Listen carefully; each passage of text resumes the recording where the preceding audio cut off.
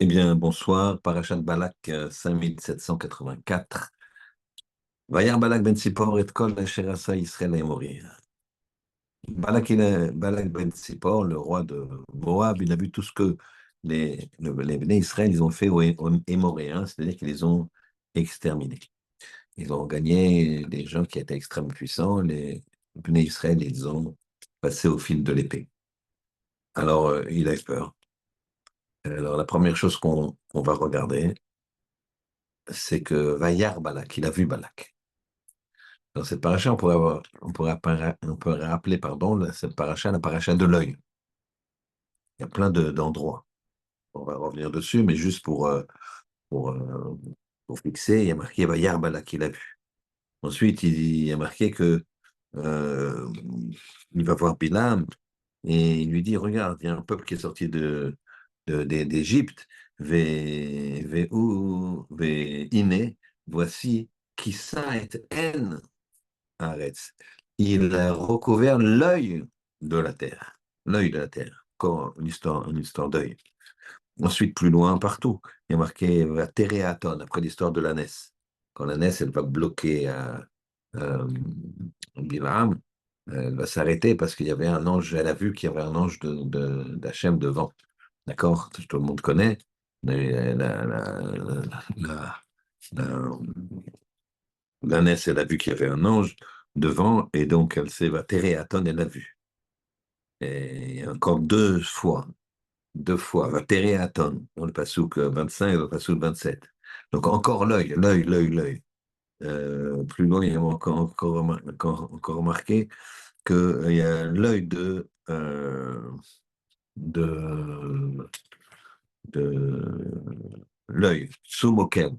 On dit que Bilam dit l'homme à l'œil puissant, excusez-moi, l'homme à l'œil puissant, d'accord, parce qu'il avait un seul œil. On va essayer de comprendre pourquoi, c'est quoi son œil, un seul œil. Donc en fait, ici, on voit un paracha qui débute immédiatement par Bayar Balak. Très bien. Alors maintenant, on va poser des questions précises. Là, on a vu que l'œil était un élément très important et on va poser des questions et on va regarder la cohérence qu'il y a entre ces différentes questions comme on fait d'habitude. Première question, pourquoi Balak, il veut absolument faire maudire le clan d'Israël et c'est pour ça qu'il appelle Bilam. Pourquoi? Pourquoi maudire? Pourquoi il ne fait pas des pièges? Pourquoi il ne prépare pas ses armées? Deuxième question. Il y a comme Bilam Boker.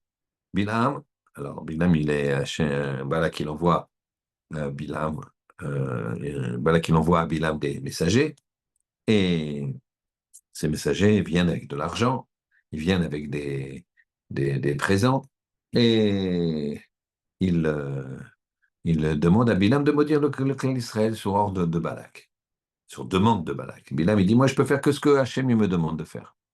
Et donc, qu'est-ce qui se passe? Il dit, moi, cette nuit, Hachem, il va me parler, et je vous dirai ce qu'il me dit. Hachem, il lui dit, l'Otelechimem, ne va pas avec eux. Très bien. Il les renvoie, et Balak, il dit, non, non, non, je veux absolument qu'ils viennent me dire. Il envoie carrément des ministres beaucoup plus influents, et vraiment du top de la hiérarchie moabite, et beaucoup plus d'argent. Et Bilam leur dit, écoutez, je vais dormir et je ferai que ce que me demande Hachem. Et Hachem, il lui dit, Kum lech itam. Deuxième fois, il ne leur dit pas l'otelech imahem, il leur dit, Kum lech itam. C'est très étonnant. Kum lech itam. Donc c'est une question, comment ça se fait? Une fois, Hachem, il lui dit, n'y va pas. Une deuxième fois, il lui dit, Kum, lève-toi, lech, va, itam, avec eux. Donc ça va, c'est pour dire, qu'est-ce qu'il fait à ce moment-là, Bilam, pardon, va y comme Bilam Raboker. D'accord? Il s'est levé, Vayeshkem Bilam Baboker, il s'est levé très tôt le matin, Bilam, et il a sanglé son âne lui-même, à l'instar de Avram. Avram aussi, c'est une personne qui s'est levée très tôt pour faire la Kedat Yitzhak, et il a sanglé son âne. En fait, la raison, comment ça se fait qu'il a sanglé son âne? C'est un grand prophète. Il avait plein de talmidim, enfin de fidèles. Un prophète païen, un prophète goy. D'accord? Comment ça se fait qu'il le fait lui-même? Très bien. Bien, on reviendra après, parce que il y a dans cette paracha, on a déjà vu pour certains le sujet la question que je vais poser, mais on va la répéter parce que c'est un principe fondamental dans cette paracha. Deux, parce qu'elle est inclue dans notre problématique de l'œil. La faute de Shimon. À la fin de la paracha, on va voir que la tribu de Shimon va fauter avec les Midianites, avec les filles. Euh, Comment ça se fait que on a un Rav qui s'appelle Moshe Rabbeinu? On a on a un Rav qui s'appelle Moshe Rabbeinu. On a un grand prêtre qui s'appelle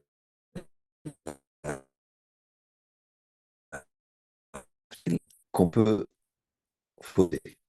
Comment est-il possible de fauter quand on a des gens de ce calibre? C'est quelque chose d'inimaginable. Donc,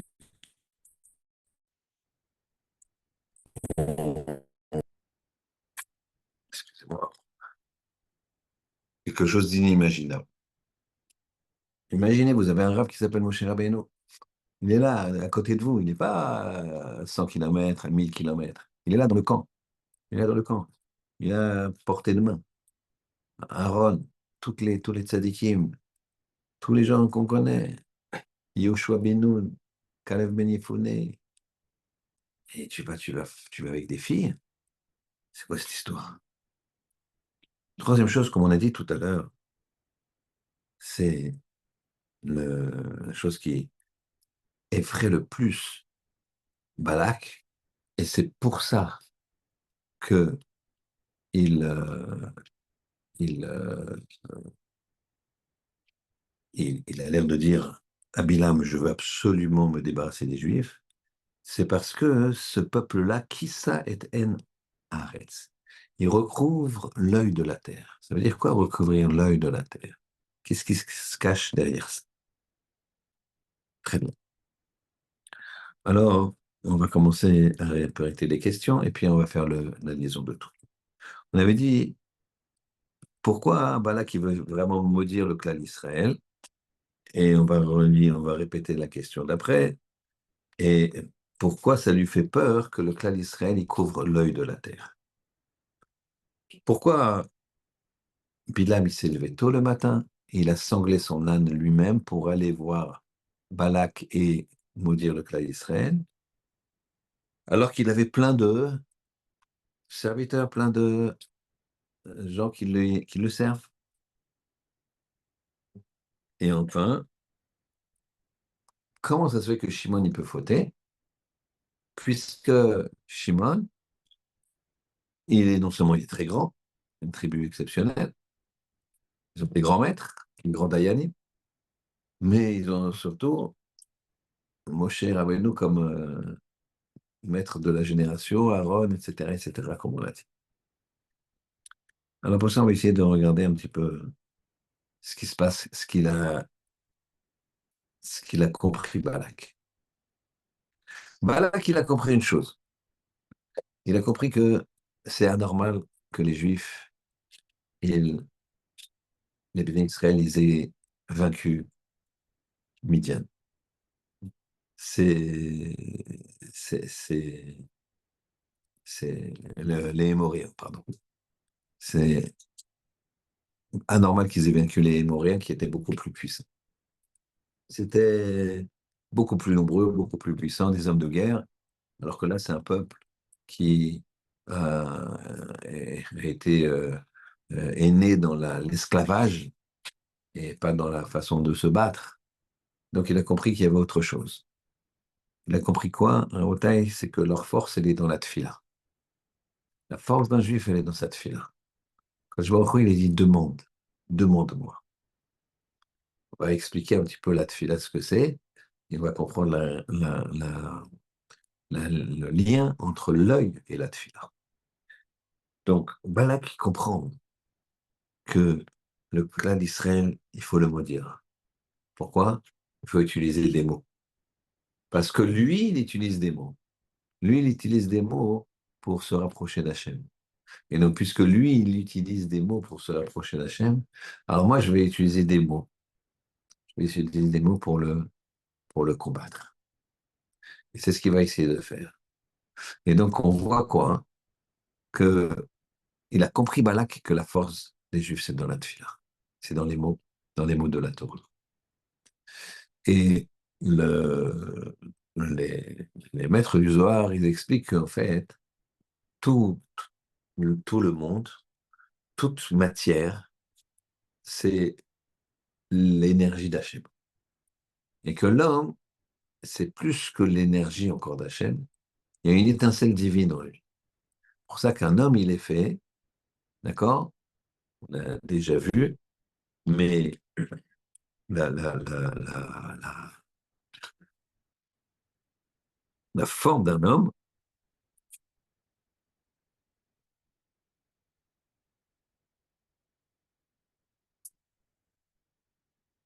alors, j'étais obligé de le faire pour pas que ce soit.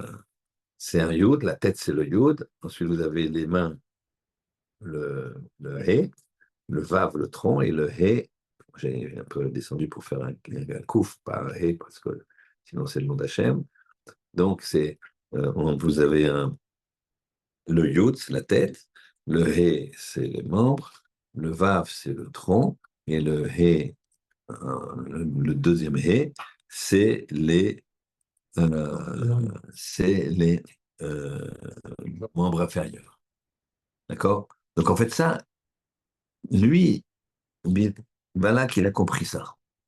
Il a compris que cette étincelle divine, il fallait la casser. Et que cette façon d'être du clan d'Israël, si jamais il n'arrivait pas avec la bouche, ben, il n'arriverait pas avec les armes. Donc ça, c'est le grand principe. Et donc, il a demandé à Bilam de venir le maudire. Alors, on va expliquer, je n'ai pas perdu le fil. Alors, rappelez-vous, il faut expliquer l'œil et la tefila, comment ça marche ensemble.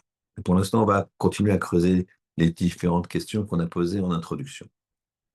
Akash Baruch Hu, il vient la première fois, il dit à Bilam, ne va pas avec eux. Je t'interdis d'aller avec eux, je veux pas que tu maudisses mon peuple.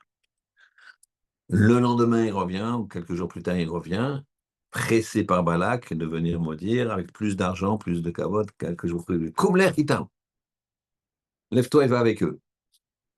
Comment ça se fait qu'Hachem il change d'opinion? Akash Baruch Hu, il ne change pas d'opinion. Il t'a dit, je t'ai dit, je ne veux pas. Maintenant, tu veux absolument le faire? Ah, vas-y, vas-y, fais-le. Ok, c'est bon. Tu peux y aller. Et pire que ça, comme l'air Hitam. Vas-y, dépêche-toi, vas-y avec eux. Qu'est-ce qu'il fait, Béla? Il se lève tôt le matin et il sangle son âne. Pourquoi? Parce qu'il est poussé par la haine. Il est poussé par un sentiment de haine qui lui fait se lever le matin. Il ne va pas réveiller ses talmidim ou ses, ses fidèles, ses serviteurs. Il le fait lui-même, il sangle son âne. C'est quand même pas une très grande, c'est un palefrenier qui fait ça. C'est pas un très grand maître. Il sangle son âne. Et il a voulu faire comme Abraham. Abraham, il a sanglé son âme, il s'est levé tôt. Mais lui, il était poussé par l'amour du clan d'Israël qui devait venir. Et donc, ça, c'est une grande leçon qui dit, que la Gemara dans Makot nous dit, que dans le chemin dans lequel un homme il veut aller, Hachem il l'amène. Il va même lui enlever des barrières. Même tu veux y aller, vas-y. Je te donne, je t'ouvre les barres, je t'ouvre la possibilité d'aller. Ça, c'est une grande leçon qu'il faut comprendre. Que la volonté qu'on a, ce qu'on met comme volonté, finalement, ça va marcher. Et donc, là, j'ai essayé, ça n'a pas marché. Tu n'as pas vraiment voulu. Tu n'as pas vraiment voulu. Tu n'as pas vraiment voulu. Si tu veux vraiment, tu vas y arriver. Marqué dans le Passouk, à la fin de cette paracha, un très beau Passouk qui est un peu compliqué à comprendre, mais quand tu, quand tu le lis, tu as, voilà. Loïbit, Loïbit, Aven. Encore une fois, Loïbit, il ne voit pas Aven, c'est le Passouk 23, chapitre 23, Passouk 21. C'est une des prophéties de Bilam. Loïbit Aven Beyakov. Il ne voit pas, hein, on parle d'Hachem, Ibit, c'est voir, Aven d'iniquité Beyakov en Jacob. Velora un mal Israël. Il ne voit pas de mal, de lourdeur dans le clan d'Israël. Hachem Elokavimo. L'Éternel, son Dieu, est avec lui, avec son peuple. C'est quoi ce Hamal? Il ne voit pas de Hamal. Il ne voit pas de difficulté dans son peuple. En fait, ça veut dire la chose suivante. Et on va l'imager par une histoire. Il y avait un jour un homme qui fait ses courses. Il va au marché et, et il fait ses courses. Il fait ses courses. Et à la caisse, il demande est-ce que vous pouvez me livrer? Vous pouvez me livrer? Bien sûr. Il, euh, il attend, il attend, il attend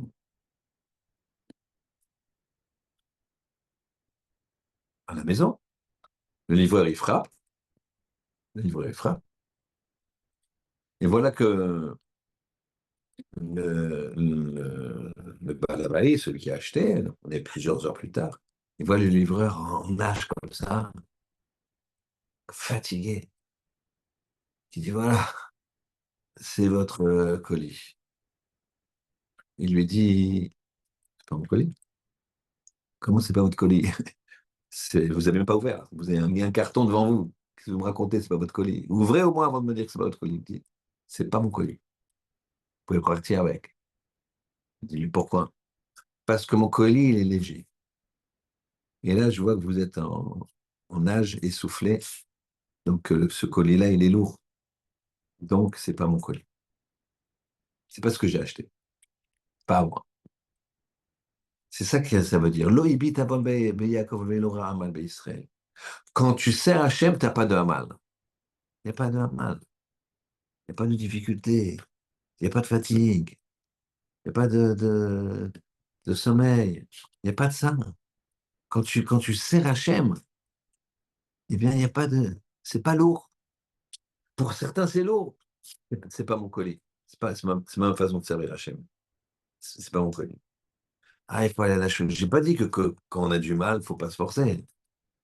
Parce qu'il faut toujours pousser ses limites. D'accord? Faut- Mais à un moment, ça passe là le stade. Et déjà, ils m'ont dit, je venais au Kishur de Gemara. Serrer les dents, pour moi, c'est une mitzvah. Mitzvah Gemara. Mais je comprends rien, je me casse la tête, tout ça. J'y vais pour mitzvah. Je dis, j'y vais. Je vais m'ennuyer, 1 heure et demie. C'est pas grave, j'y vais, c'est la mitzvah. Donc, c'est courageux. Et quelques temps plus tard, 1 an, 2 ans, 3 ans, tout dépend quel investissement il s'est mis et la régularité, il dort avec. Il dort avec sa Gemara. Pourquoi? Parce qu'il a fait la connexion. Parce qu'il a vu la, la, la, la, comment dirais-je, la source de bracha, la source de bonheur qu'on a quand tu regardes, quand tu étudies la Torah.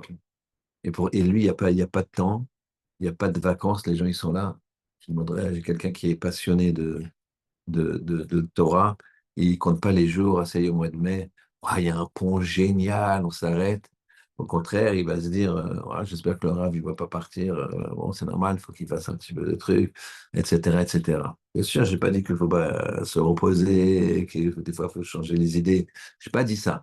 Ce que je veux dire, c'est que dans cette période de vacances, là, j'ai croisé un vrai. Et je lui ai dit, tu pars où en vacances? Il me dit, ah, c'est génial, génial. Je pars à la montagne et là-bas, il y a des cours toute la matinée et des cours le soir et l'après-midi, on s'occupe un peu des enfants, etc. Et c'est fabuleux, on continue à étudier, on continue à étudier. Donc ça, vous comprenez, c'est pas le même type de vacances. C'est une question de vision, c'est une question d'œil. L'œil, ça donne une énergie. Quand tu regardes les choses, tu donnes une énergie. Tu habilles. Je vous avais déjà expliqué qu'il y a marqué que l'œil, là, il y a marqué comme ça. Merogez Rachem Tiskor. On le dit tous les matins et je pense que ça dit à tout le monde. C'est une phrase de trois mots. Merogez dans sa colère, Rachem, bonté, Tiskor, souviens-toi. Donc tu te souviens de ta bonté dans ta colère. C'est ça qu'on dit à Hachem. Souviens-toi de ta bonté dans ta colère. Tu t'énerves, mais souviens-toi que tu es bon. Alors quand tu fais les gamatriotes, quand tu fais les valeurs numériques de Roguez, Roguez c'est 216. Croyez-moi sur parole, si vous voulez, notez-le, vous vérifierez. C'est 216. D'accord? Alors, si tu mets ton cœur avec ton cœur, tu le mets dans ta colère. Le cœur, c'est l'âme bête, c'est 32. 216 et 32, ça fait 248. 48, c'est quoi? Rachem. Béroguez, dans ta colère, tu veux apaiser ta colère, mets ton cœur. Ton cœur, mets ton cœur. Pense, tu veux t'énerver contre lui? Pense que quand même c'était ton ami tellement longtemps. Souvent, il y a des disputes entre les gens. Ça fait 20 ans qu'ils se sont fait des cadeaux, une amitié terrible. Les parents, les enfants. Et puis là, il y a un problème de business. Ils sont associés et là, ça pète. Et là, c'est la guerre. Je vous parle de choses que j'ai eues devant moi, des gens qui sont venus en demandant un arbitrage. Et les gens, ils se tapaient. Je disais, mais attendez, je ne comprends pas une seconde. Et vous êtes amis depuis 20 ans. Vos femmes sont amies depuis 20 ans. Vos enfants sont amis entre eux depuis 20 ans. Pourquoi maintenant vous oubliez tout? D'accord, ici, il y a un malentendu dans l'affaire. C'est jamais 100% de chaque côté, d'un côté et 0% de l'autre. Il va falloir le résoudre.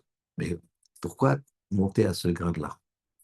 C'est une question de vue. Mets ton cœur dedans, et là, ça marche. Mais regarde, Rachem Tiskor. Après, une fois que tu as Rachem, si tu mets le Aïn, l'œil, Aïn, Yud, Nun, d'accord, qui fait 130. D'accord? 130. C'est pour ça qu'on a deux yeux. Deux yeux, c'est 260. D'accord? Gematria 10 fois du Yudke Vavke. Mais 130, dans 248, ça fait 378. 378, c'est quoi? C'est le mot péchalin, la paix. Et c'est le même mot que malbouche, de revêtir. C'est-à-dire que quand tu mets ton cœur et ton œil, donc ton œil va te permettre de revêtir la personne. C'est ce qu'on appelle le mauvais œil. Quand tu regardes quelqu'un avec bonté, tu lui donnes quelque part une énergie positive. Tu le gardes avec amour, tu lui donnes une énergie. Tu lui donnes avec jalousie, malheureusement, ça dégage une mauvaise énergie et la personne, elle le ressent. Et la personne qu'on regarde, et aussi la personne qui regarde d'un mauvais œil. Et Bilam, c'était le mauvais œil. Et qu'est-ce que ça veut dire qu'il a vu que l'œil de la terre qui était couvert. Il couvre l'œil de la terre. La terre, c'est la Touma. La terre, quand vous voyez la terre, c'est pas tout le temps, mais c'est la Touma vient de la terre. À Kippour, la Shrina, elle s'abaisse jusqu'à 10 Tfachim. C'est pour ça qu'à Nazim, carrément, on est pieds nus, à la Neila. La Shrina, à la Neila de Kippour, elle s'abaisse. Pourquoi? Parce qu'elle purifie la terre. Pourquoi on n'est pas en contact pieds nus à la terre? Parce que c'est la Touma, on doit avoir des chaussures. Tous les matins, on dit chez à l'école, qui on remercie Hachem de nous avoir fait faire des chaussures. C'est quoi? C'est des chaussures pour nous séparer de la Touma. Dans le Midrash, dans la Mishnah, dans la Gemara, dans le Mem Loès, il y a l'histoire de Shimon ben Shattar. Shimon ben Shattar, Shimon ben Shattar, il a dans son environnement, il y avait 60 sorcières. Il a voulu s'en séparer. Les sorcières, c'est dangereux. Et puis, il faut pas les laisser vivre. Qu'est-ce qu'il a fait? Alors, les sorcières, c'est quoi? Elles sont attirées par les mauvaises mœurs. la plus grande des impuretés, c'est les mauvaises mœurs. Avec les goyim, les goyotes, là, ça provoque des catastrophes au niveau de la Touma. Et donc, elles aiment bien ça, les sorcières, parce que ça leur donne une force. Et lui, qu'est-ce qu'il a fait? Il a repéré qu'elles étaient dans une certaine grotte, là, dans les hauts de la Galilée, au-dessus de Tveria. Tveria, Tzfat, il était par là. Et il a pris 60 barourim. 60 barourim avec chacun une corde et un espèce de vêtement imperméable. Il a choisi un jour de pluie. Il a dit à ses barourim de se planquer et d'obéir à ses ordres. De quand il claquerait les doigts, ils rentrent tout de suite dans la grotte, leur corde cachée derrière le dos. Ils enlèvent leur espèce de par-dessus et ils seront donc secs. Et pourquoi il a fait ça? Pour la chose suivante. Le jour est venu où il a plu beaucoup. Il a pris les 62 Achorim. Il est rentré dans la grotte. Il a dit, oh, je sais que vous êtes là, mesdames, je voudrais qu'on fasse un bon bal masqué. D'accord? Alors elles ont dit, mais non, t'es Shimon Ben Shattar, toi. Il dit, pas du tout. Je suis un sorcier comme vous. Mais si j'avais pris ma tête de sorcier, ben, il m'aurait lapidé là dans le village. Donc c'est pour ça que je me suis déguisé en Shimon Ben Shattar. J'ai pris son apparence. Et ça, c'était commun. Alors elles ont commencé à se dire, elles ne sont quand même pas nées de la dernière pluie. Alors elles lui demandent, mais qui nous prouve quand même? Il dit, si je vous avais fait apparaître 60 beaux jeunes hommes, comme ça, vous voyez, il pleut, je vous les fais apparaître comme ça en claquant des doigts. Ils ne seront pas mouillés. C'est la preuve que je dis, ouais, bah si, avec plaisir. Ils claquent des doigts, les barreaux, ils les enlèvent, tac, ils se faufilent, ils apparaissent tout d'un coup, ils sont secs, et la musique, elle commence à tourner, et chacun, il prend une cavalière, il la soulève, direct. Il l'empêche d'avoir les pieds au sol. Pourquoi nous dit l'âme l'Ouest? Pour qu'elles n'aient pas la force de Touma. Mm. D'accord? Ne croyez pas à ce qu'il dit, comment il s'appelle, Harry Potter, qu'on vole sur un balai. D'accord? En haut, il n'y a pas. En haut, il n'y a plus. C'est la Kedusha.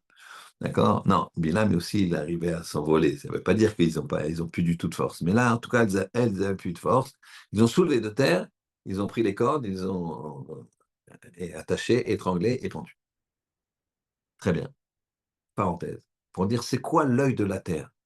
C'est ça qui l'embêtait, Balak. Balak, c'est l'inceste, c'est moi, c'est les dépravations, c'est je fais ce que je veux, j'ai mes propres règles. Attention, c'est pas que c'est de la sauvagerie, c'est que c'est régulé, c'est le wokisme, d'accord? Je le fais sous une boutade, mais c'est triste, triste. Et je m'aide. C'est triste, c'est officiel, comme ce qui se passe maintenant. C'est Balak maintenant. Il dit que c'est officiel. Qu'est-ce qu'ils font les Juifs? Ils viennent, ils couvrent cet œil-là de la terre. Ils couvrent l'œil de la terre. C'est-à-dire quoi? Ils m'empêchent de voir la terre. Ils couvrent l'œil de la terre. Moi, je veux l'œil de la terre. Je veux pas l'œil des Juifs. Moi, je veux pas l'œil de la conscience. Je veux pas cet œil-là, moi. Il dit Balak. Ils sont en train de couvrir l'œil de la terre. Et la Touma, il montre que c'est faux. J'en veux pas. Moi, c'est ce qui se passe. Moi, c'est ce qui se passe de nos jours. Un antisémitisme qui sort comme ça. D'où, de quoi, comment? D'où, de quoi, comment? Je fais pas de politique, je suis pas de rien. Mais t'as une armée dans le monde qui est civile, qui est éthique, qui fait attention. Tu les bombardes, tu les massacres, tu les tues, tu les pilles, tu les violes. Puis il faut faire de la retenue. Fais attention et entrer. Mais n'importe quel pays, vite fait, quoi. Ça, pas en 8 mois, 9 mois. C'est pas. La conscience, elle est là. Et ça, c'est insupportable. Donc, on fait le contraire. Sachez que l'œil du, du goy, la façon dont il nous voit, ça dépend de la façon dont on se comporte avec Hachem. Et il peut aller jusqu'à une mauvaise foi inouïe. jusqu'à une mauvaise foi inouïe. Tous les établissements de Torah, les synagogues, les livres, les rabbins, les abrechim, les gens qui étudient, tout, c'est quasiment 90% de dons. Il n'y a pas d'aide de l'État, d'accord? 90% de dons. Et les étudiants, les yeshivot, et les abrechim, et regardez Amir. Amir, c'est une industrie. Il y a 10 000. Ils font je ne sais pas combien de repas par jour. Je crois qu'ils font, ben, je pense, minimum 5 000 repas par jour le midi. 5 000 repas minimum. C'est sûr que c'est minimum. D'accord? Ils ont c'est phénoménal. C'est phénoménal. Tout ça, c'est des dons. Et pourtant, les gars, ils nous disent, on est radin. Qu'est-ce qui se passe? Ah, ils sont généreux, hein. Tu vois ce qu'ils donnent. J'ai un ami qui a une grosse société.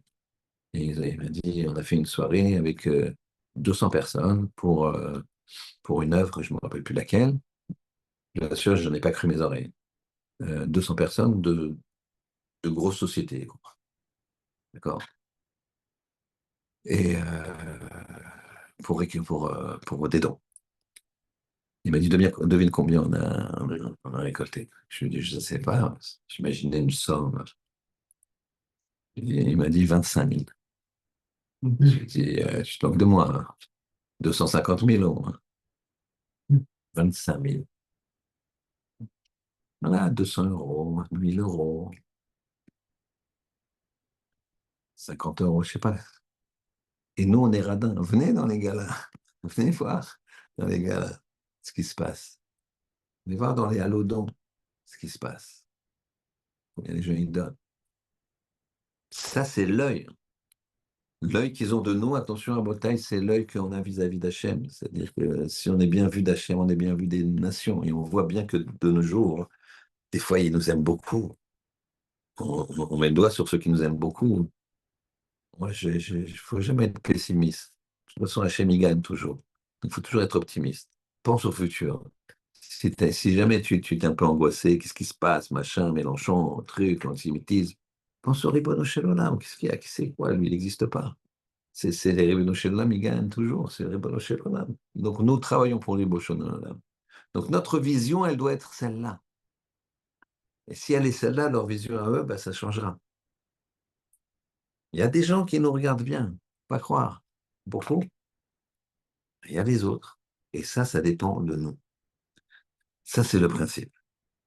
On a une, le principe de la haine, donc cette vision haineuse de Bilam, c'est que la pensée, la logique, si vous voulez, elle n'a pas d'emprise face à la volonté de l'homme. C'est plus fort que lui. C'est plus fort que lui. L'homme qui est poussé par un sentiment, eh bien, sa logique, elle se met de côté. David Ameller, il explique comme ça qu'il est malade, et il dit, moi, je voulais rentrer, me reposer. Et je me suis retrouvé au Beth Midrash. Je me suis retrouvé au Beth Midrash. Bien sûr, je connais quelqu'un qui m'a raconté ça. C'est quelqu'un avec qui je travaillais. Et je l'appelle, et j'ai étudié à Épinay à l'époque. Et je l'appelle, je lui dis, il avait ses bureaux à Levallois comme moi. Et de temps en temps, on prenait la voiture ensemble. Donc je l'appelle, je lui dis, tu veux que je vienne te chercher ou tu viens me chercher? Comme ça, on y va. J'ai étudié de 13h à 17h. Et après, je revenais au bureau. Et donc, lui aussi, donc c'était parfait. Il me dit, non, j'ai 39 de fièvre, là, j'ai une angine, je suis fatigué, j'en peux plus. Je, je rentre à la maison. Je dis, ah, il faut chez les mains et tout. Je dis, ah ouais, ouais, je suis KO, KO, je rentre à la maison. Bref, je vais à Épinay, et tout d'un coup, je le vois arriver. Je dis, tu te moques de moi ou quoi? Il me dit, je sais pas, je te promets. Il était fiévreux, oui, il était très, mais il était quand même, il est resté étudier. Il m'a dit, je sais pas, j'ai pas réfléchi, j'étais dans les vapes et ma voiture m'a amené à l'Yeshiva. C'était pas. Bilam, c'est le contraire. Bilam, lui, ses pieds, il l'amène. Il se lève tôt le matin, ça l'amène pour maudire le clan d'Israël. Il veut absolument maudire. On a dit qu'il n'y a pas de Hamal. Quand il y a quand il y a de la volonté, il n'y a pas de Hamal, il n'y a pas de difficulté. C'est ça qu'il a dit, une des brachot, puisqu'il nous a envoyé plein de brachot, Bilam. Il n'est pas réussi à nous maudire. Tout ce qu'il dit. Il y a une bracha extraordinaire qu'on dit quand on arrive dans la choule. Ma tovu alecha Yaakov, tout le monde connaît ça, combien elles sont belles, tes tantes Yaakov. Tov, le Tov, c'est l'avenir. Pourquoi il y a de l'avenir? Parce qu'il y a de la tsniout. Quand il y a de la tsniout, il y a de l'avenir. Quand il n'y a pas de tsniout, il n'y a pas d'avenir, messieurs. Quand tu regardes ce qu'il ne faut pas regarder, il n'y a pas d'avenir. Ouais, ça va, c'est un regard, il n'y a pas d'avenir. C'est tombé. Si tu regardes ce qu'il faut voir, il y a oui de l'avenir. Donc il a dit, Matovu alecha Yaakov. Combien elles sont belles tes tentes. Pourquoi? Parce que chacun sait, la fenêtre d'une tente donnait sur un mur aveugle du voisin. Donc on voyait rien de ce qui se passe chez le voisin. Et ça, c'était indéniable. Seulement, lui, avec son œil, qu'est-ce qu'il a fait? C'est la dernière brachot. En partant, il a dit, il a crié fort. Il a crié fort. Il a mis l'œil, comme on dit au Maroc. D'accord? En Tunisie ou en Pologne, ça marche aussi. D'accord? C'est international. Il a mis l'œil en criant. Il a crié tellement fort que toutes les nations, ils ont entendu. C'est comme s'il disait, regardez le peuple juif comme il est kadosh, comme il est saint, comme il est pur. Ils font jamais rien avec les autres nations. Ils sont très forts. Ça s'appelle l'œil. Il dit, regardez, c'est comme il est. Ils ont regardé et tac. C'était le conseil qu'il a donné à Balak. Il a pris les filles midianites de Midian, qui aussi voulaient détruire le clan d'Israël. Et là, on reprend la question. Qu'est-ce qui s'est passé pour que la tribu de Shimon, Kodesh Kodashim, on ne peut pas imaginer, Kodesh Kodashim, ils aient fauté? Qu'est-ce qui s'est passé? Pourquoi? Pourquoi ils ont pu fauter avec des non-juifs et des goyins? Comment ça se fait?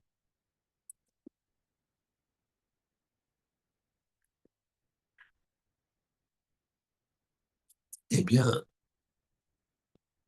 on va expliquer le timing et on va voir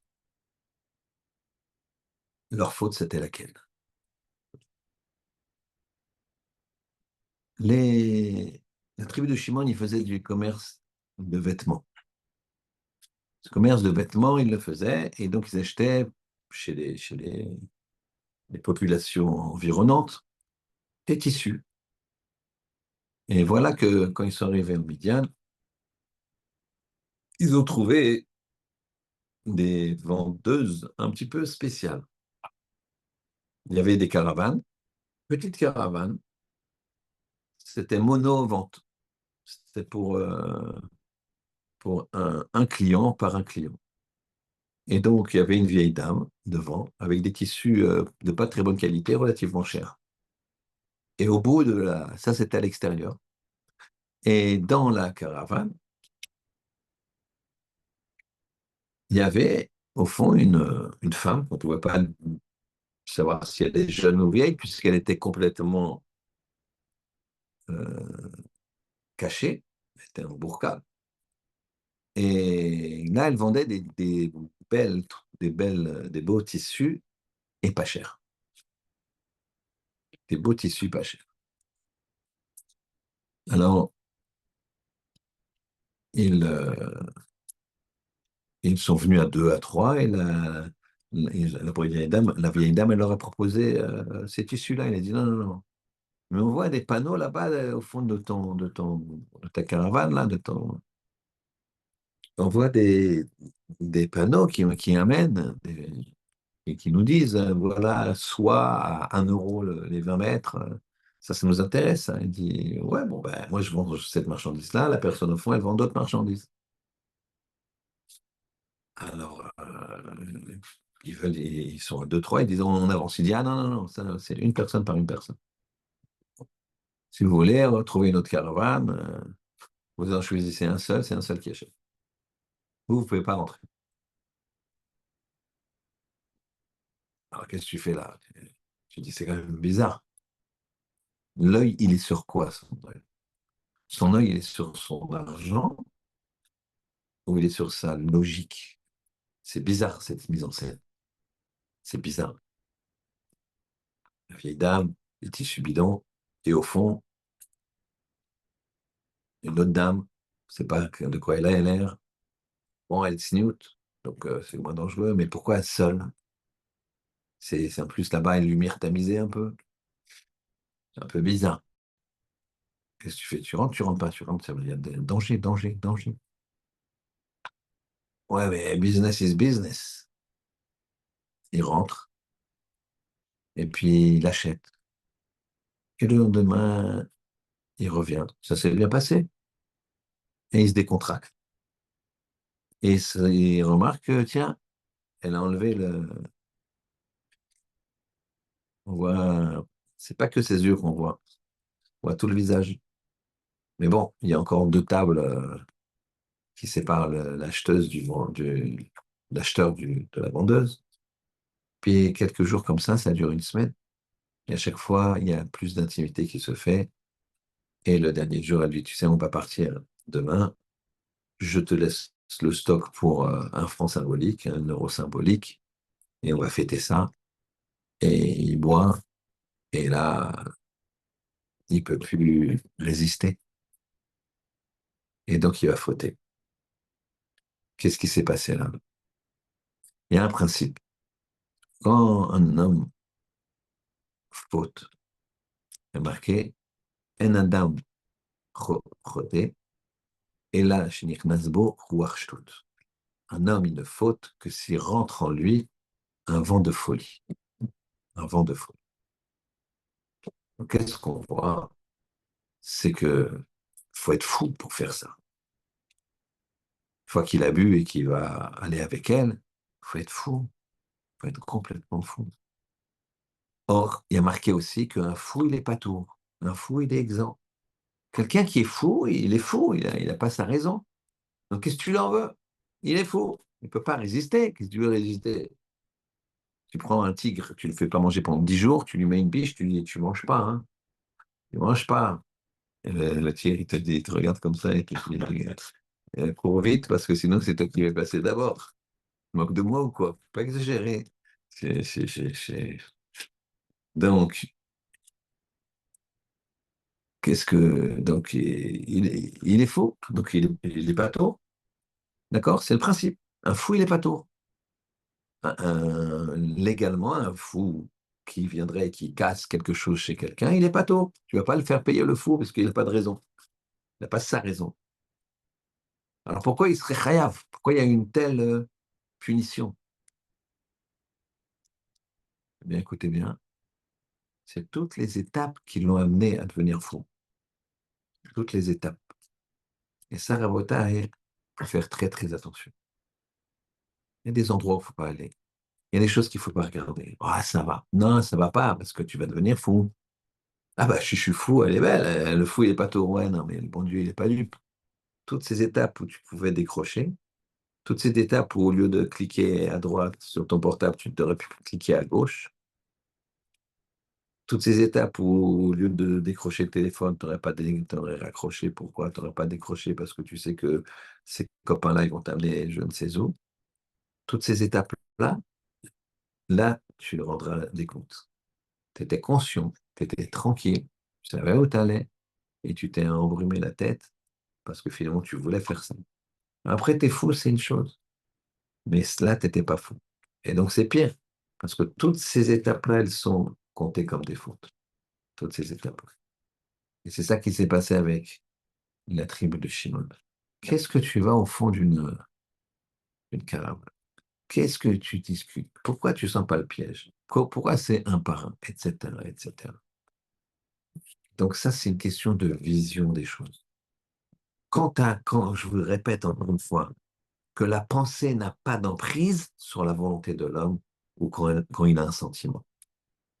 Le sentiment de vouloir de l'argent ou le sentiment de faire plaisir à ses yeux parce que elle est jolie, eh bien, la pensée n'a plus de pouvoir. Elle n'a plus de pouvoir dessus. Mais c'est pas logique. Pourquoi tu as fait ça? Je sais pas. Tu te rends compte que c'est une catastrophe, ta vie, elle est foutue. Je sais pas. Pourquoi? Parce que ce que tu avais dans ta pensée, ta volonté, eh ben, cette volonté, elle a écrasé ta logique. Il y avait un rave qui s'appelle Rav Yisachar Meir Zecher Tzaddik Kadosh Livracha, et ce rave, il était, il était diabétique. Il avait 17 ans pendant la guerre, donc vous imaginez son âge, il n'est pas très jeune. Quand il y a eu un produit pour le diabète, plus le nom, plus connu, produit pour le diabète, qui est sorti. Alors en Israël, ils ont fait des groupes de gens qui étaient d'accord de tester, d'accord? De tester le produit, médicament. Et donc lui, il était avec des gens pas religieux, des gens religieux, des gens pas religieux, des diabétiques, quoi. Et un jour, il m'a dit, voilà, moi j'ai plus de 75 ans, lui il est parti à 83 ans. Mais là, quand il m'a raconté ça, il a dit, j'ai plus de 75 ans. Et là, il y a le dernier qui était vivant de mon groupe qui est mort à 68. Lui, c'était le plus vieux du groupe. Et tous les autres plus jeunes que moi, qui étaient pourtant j'étais le plus vieux, ils sont tous morts. Il m'a dit, tu sais pourquoi il est mort, Michael? Je vais t'expliquer, Michael, pourquoi cet homme-là, il est mort. Parce que il a mangé un gâteau au chocolat. Il a mangé un gâteau au chocolat. Et quand j'étais le voir et que ça a tout déréglé, etc., et qu'il était à l'hôpital avec tout ce qu'il fallait essayer de le sauver, il m'a dit, je peux pas, c'est se priver de gâteau au chocolat. Donc, la pensée, elle a pu de...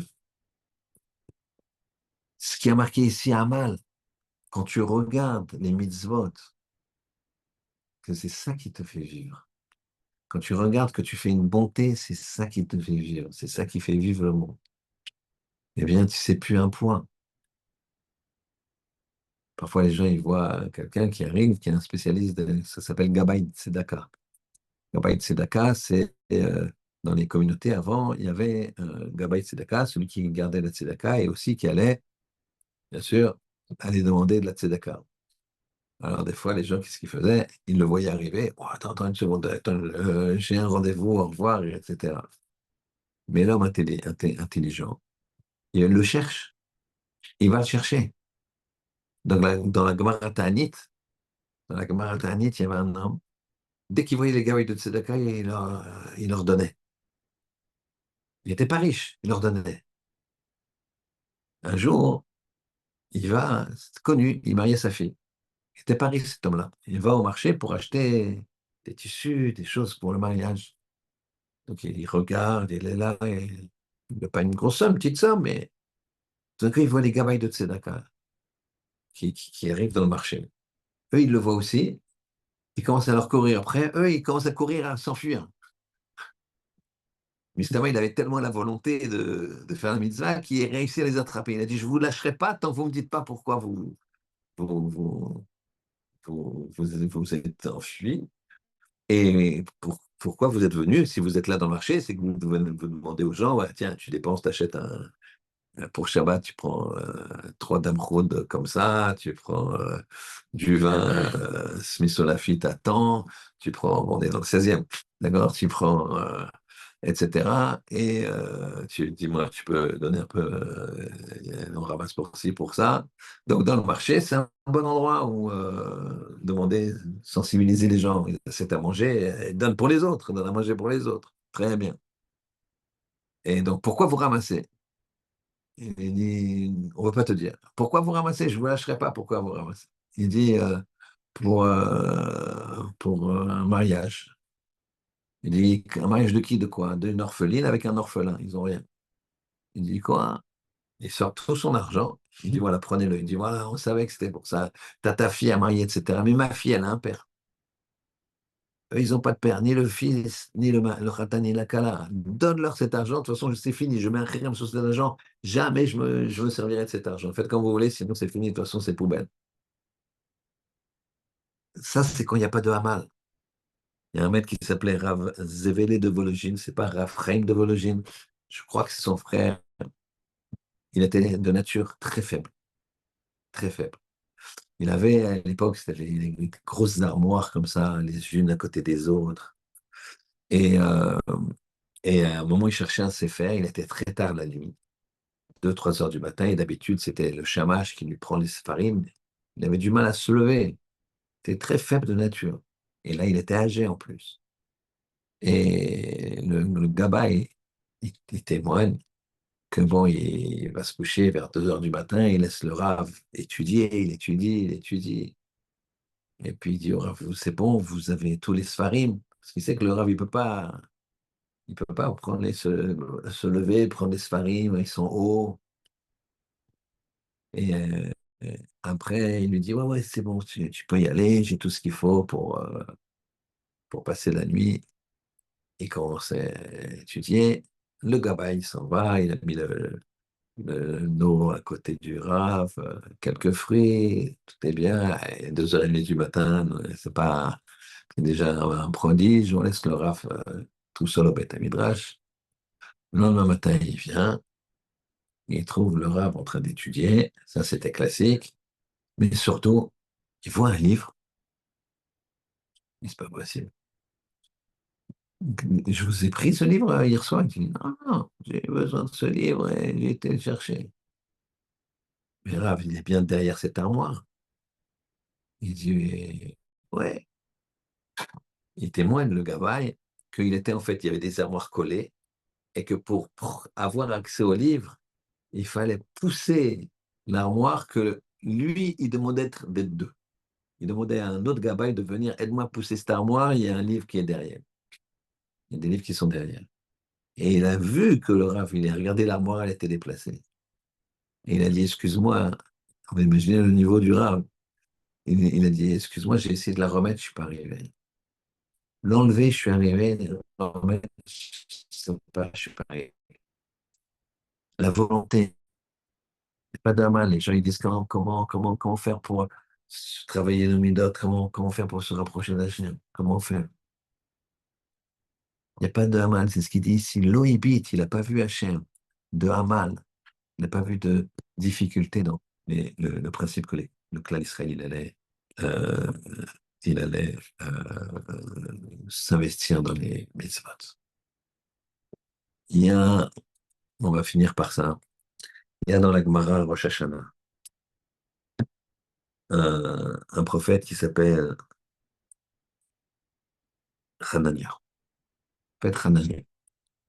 C'est un prophète qui est venu voir un roi qui s'appelait Dariavesh.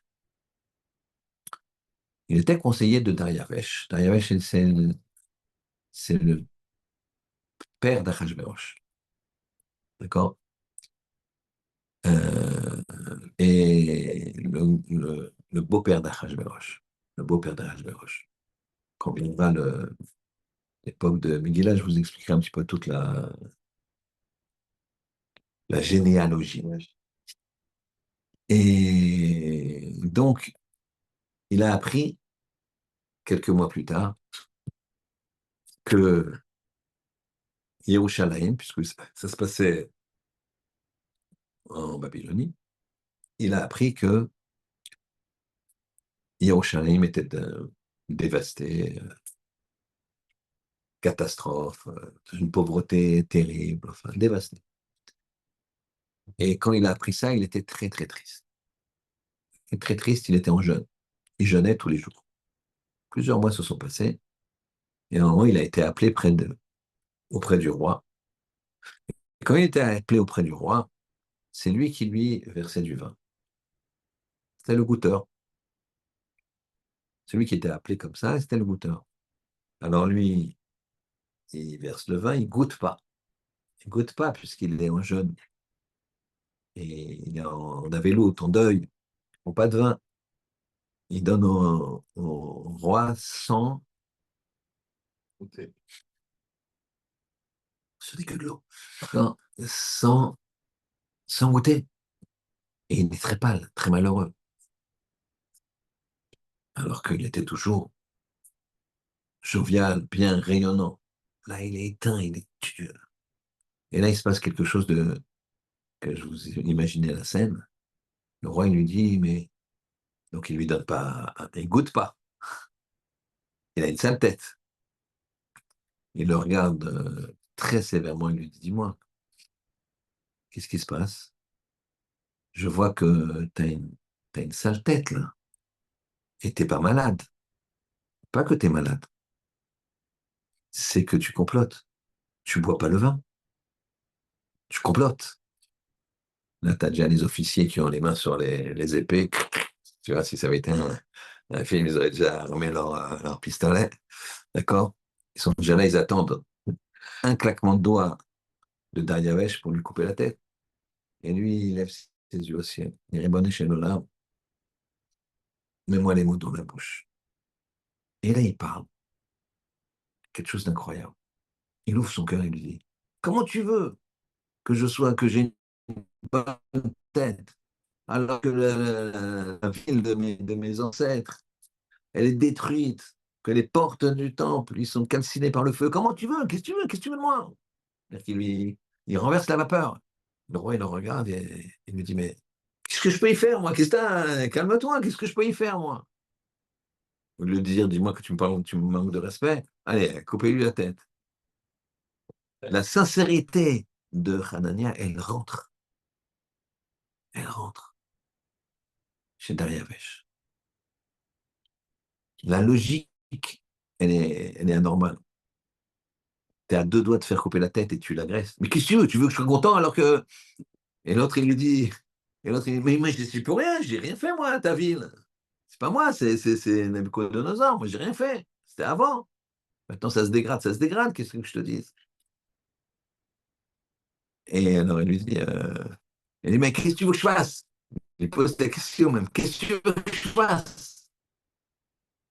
Alors là, il dit, Hanania, il dit, chut, ça s'inverse. Il dit, Ribono Shel Olam,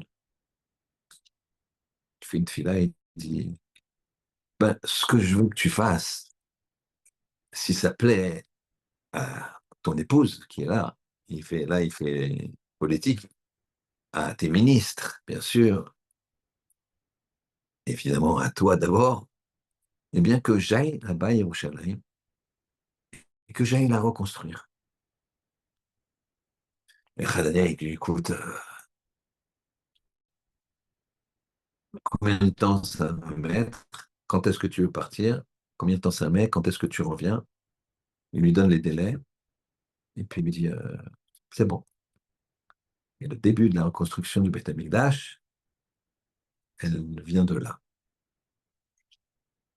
Parce que la pensée, rappelez-vous ça, rappelez-vous ce principe, elle n'a pas d'emprise face à la volonté, face à ce que je suis réellement. Lui, c'est un Oved Hashem. Il est détruit de la destruction du temple. Donc sa vision, c'est une vision extrême. Et quand il lui demande, eh ben, il y va. C'est pas logique. Explique-lui gentiment. Gentiment explique-lui. Non, non, je suis pas malade. Je vais t'expliquer pourquoi j'ai pas bu. J'ai pris sur moi là à vélo et ceci et cela. Et désolé. Maintenant, si tu m'obliges à boire le vin, je vais le boire. Ne t'en fais pas, etc. Mais il y a une négociation qui se fait. Non, il explose. Il lui dit ce que je suis. Et lui, il le sent. Lui, il le sent. Alors en fait, le travail qu'on a à faire, c'est de mettre notre volonté dans le sens de notre pensée au départ. Parce qu'après, c'est la volonté qui va régner. Le gars qui arrête, qui fait pas attention à ses yeux, prenons des personnes qui font pas attention à leurs yeux. Alors il voit une fille, deux filles, il voit des choses passer. Donc il se programme. C'est un programme qu'ils sont en train de se mettre. Ils se programment leur volonté. Et après, leur pensée, elle n'a plus de. Après, il va se retrouver, je ne sais pas où. Il va se retrouver, je ne sais pas où. Il se dit, mais qu'est-ce que je fais là? Ben oui, mais c'est toi qui t'es mis dans cette situation. Pourquoi? Parce que ta vision des choses n'était pas la bonne. Et c'est ça, toute cette paracha. Bilam, il a un seul œil. Il veut pas voir le bien, lui. Il a un seul œil. Il est borgne. Il a le mauvais œil. À tous les niveaux. Il a le mauvais œil. Balak, qu'est-ce qu'il faut? Il vaillard, il a vu ce qu'ils ont fait. Il a vu, il n'est pas d'accord avec ça. Il a vu les Juifs qui couvrent l'œil. Non, je veux mon œil, je veux pas que tu le couvres. Je veux pas que tu me dises que le walking, c'est pas bien. Je veux pas que tu me dises qu'il faut être droit. Je veux pas que tu me dises qu'il faut être honnête. Je veux pas que tu me dises ça, qu'il faut être fidèle. Je veux pas que tu me dises. Non, pas du tout. Je veux pas.